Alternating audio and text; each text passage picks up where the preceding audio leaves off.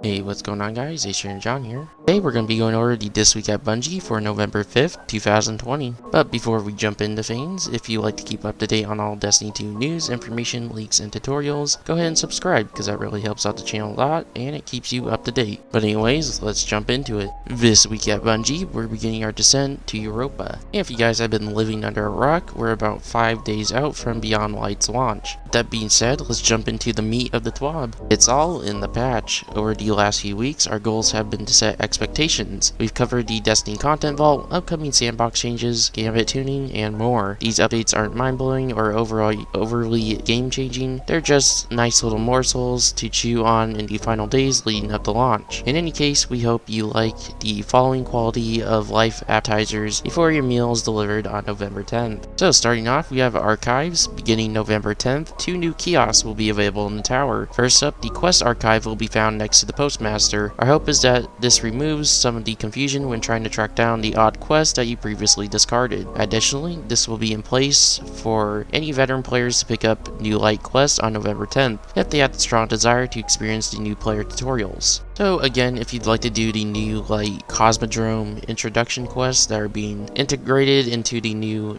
light experience, you can head to the quest kiosk next to the postmaster when Beyond Light launches. Next up, the Monument to Lost Light's exotic archive will be found by the vault. Here players may reacquire previous exotics and legendary pinnacle/pursuit weapons that were once available through now retired quests. As many of these exotics were tied to lengthy quests or difficult objectives, we wanted to make sure their prices reflected those previous efforts. Players will need an amount of glimmer, destination materials, masterworking materials, and an exotic cipher or ascended shard in order to purchase the exotic or legendary which they desire. We're also introducing a currency, Spoils of Conquest, which can only be acquired when completing raids. This currency will be required for exotics that were previously tied to vaulted raids. And that is good to hear, as one of my main concerns for this new exotic archive was certain raid exotics being too easy to earn, so I hope this will keep up the difficulty in earning them and keep them more valuable. And finally, before we move on to the next category, they note that in the past, the exotic ciphers were very limited in nature. While you can expect one to be available as part of the season pass, Xur will begin to offer a quest to earn one exotic cipher on a weekly cadence. And as you can see in the image on screen, it kind of seems like that we're going to continue to be in the Destiny 2 towers, so I guess it seems like the return to the Destiny 1 tower theory was wrong. But again, things could still happen, so we'll see. Next up, we have a traditional patch note preview. And starting off, we have some Crucible changes. Trials of Osiris. Trials of Osiris power level requirement increased to 1210. Added adept weapons and weapon mods to the flawless chest rewards. And here they link to a previous TWAB, and I can't remember if I did a video on this. If I ended up doing a video on this, I will link to that video in a pinned comment down below. Anyways, continuing the Crucible changes in regards to maps, all they did was add physics blockers to some out of bounds areas on Altar Flame, Exodus Blue, and Cauldron. Next up, we have player identity. The login screens now have a dark background, updated the full screen menus to have a dark background style. Player waypoints now display seasonal rank and HUD waypoints. Added toggle functionality to the character screen, allowing the player to make a choice between light and dark subclasses, and the character screen visuals are updated depending on the player choice between light and dark. If you want to see that in action, I did show that off in my Vidoc breakdown video. Again, I'll have a link to that in the description down below. Next up is character creation. They changed the selection from male and female to masculine and feminine, and the guardian head and hair models have been replaced with improved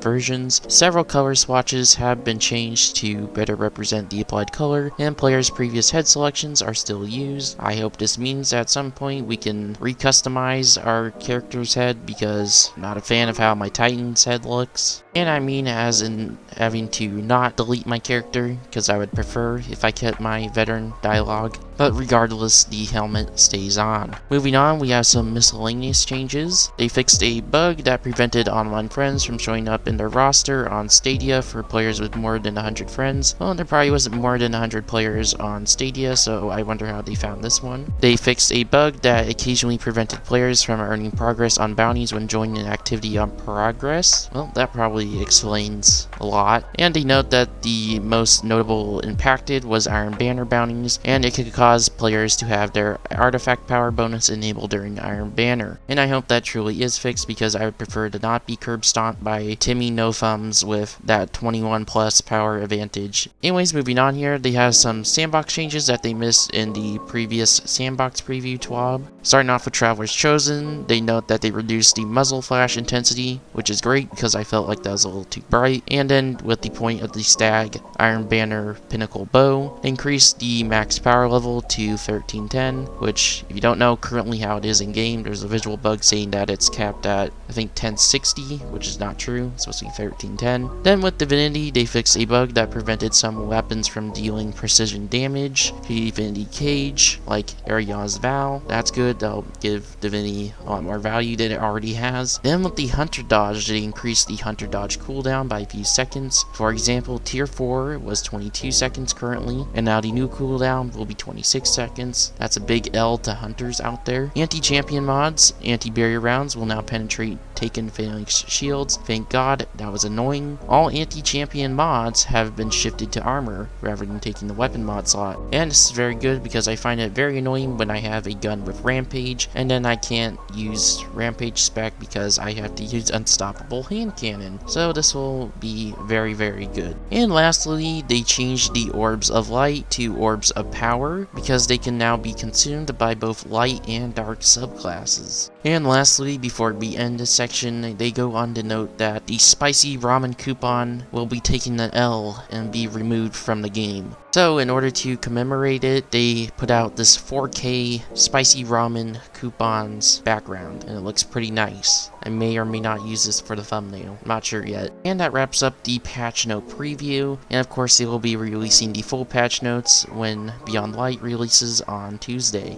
Next up, we have some updates to the Bungie store. Starting on November 9th, they're going to be adding all these new things in this image right here. Seems like they're adding a Drifter statue slash figurine, 2 brand new masks, some new, it's like Europa moon style boots, and then a Bungie Christmas sweater, as well as a Stasis shirt, and it looks like 2 soundtrack records. And with new stuff coming to the Bungie store, this also means that there'll be new emblems acquired through the Bungie store. So the first emblem we have is called Cosmic Alignment. It'll be available from November 9th through December 4th, 2020, and they do not state how you get this one. Then we have the Between Stars emblem, which is available through November 9th through February 9th, 2021. And that's a notable date because that actually might be when the season ends. But we did know that it was ending in February. It is interesting that it's ending February 9th, as that seems a little bit of a short season. So prepare for an action-packed season. And finally, we have the Shattered Harmony emblem, which is available starting November 9th. There is no end date apparently for this one, but it's stated that it is with the purchase of a Destiny 2 Beyond Light original soundtrack. So if you want that emblem, you gotta purchase the soundtrack. And finally, we have a report from the player support team talking about maintenance and preloads. So starting off with the maintenance, and as a note before we jump into this is all Pacific Standard Time. If you need to convert it to your time, remember it's Pacific Standard Time.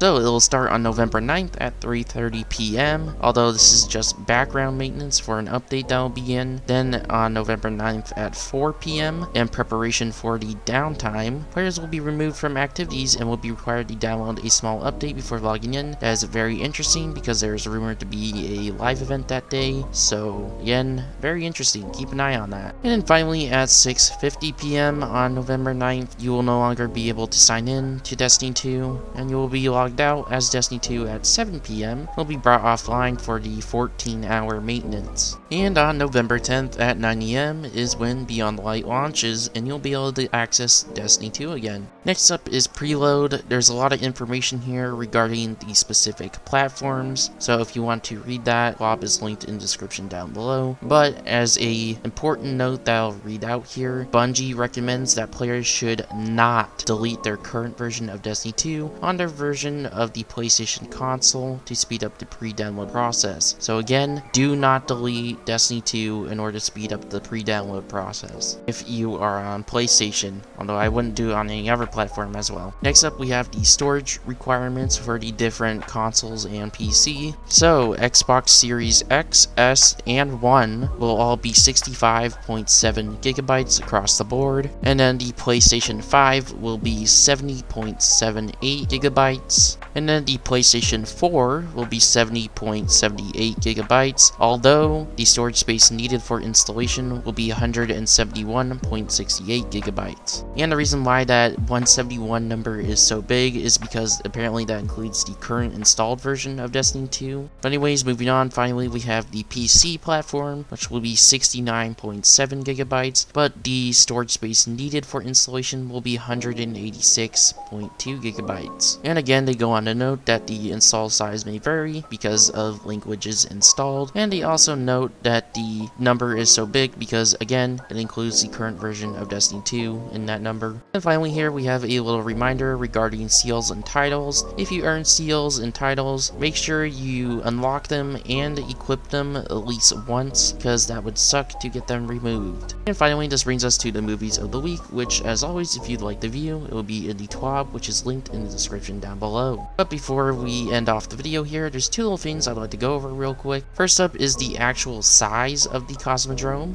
Seen a lot of people confused over this, but basically how it's going to be is it's basically going to be about 50% of the Cosmodrome, and presumably we'll get the rest during Season 13. And another little interesting to point out is last week during the Vidoc, someone actually noticed that this Warlock in the raid part of the trailer actually had a black armory symbol on his arm. And currently, just so we clarify, there is nothing like that in terms of a Warlock bond or armor currently in the game, so this is something new. And this is very interesting because obviously Ada 1 is going away at the beginning of Beyond Light, so again, this is very interesting. But yeah, that pretty much wraps up the video here. This was Ace Trainer John. If you enjoyed, go ahead and leave this video a like. If you'd like to keep up to date on all Destiny 2 news, information, leaks, and tutorials, again, the subscription button down below. But I'll see ya in the next one.